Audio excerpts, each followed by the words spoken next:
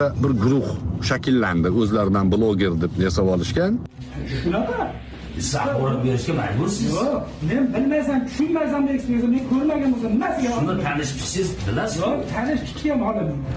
Siz hammangiz uyda o'tiribsizmi? Katta olamni uyda o'tirib. Katta olamni gapiryapsiz. Umuman moddalarni tugagan ish bo'yicha, qarang, tugagan ish bo'yicha Aksariyatida unaqa saviya yo'q. Lekin odamlarni qo'rqitish asnosida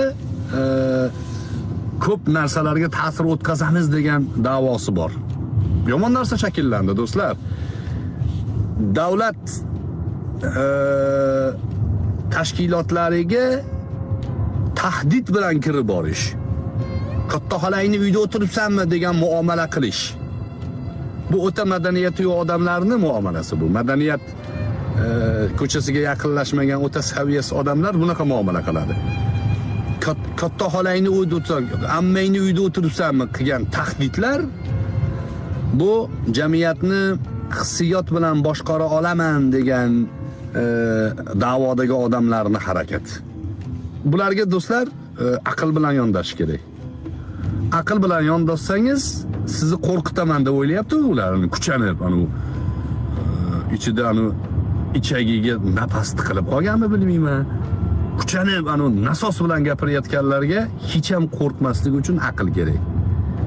Jismoniy kuch foydasi yo'q, aql kerak. Aqlingiz rivojlansa, nima deysiz? Qo'lingdan nima keladi deysiz? Eng oxirgi nuqtada nima keladi qo'lingdan?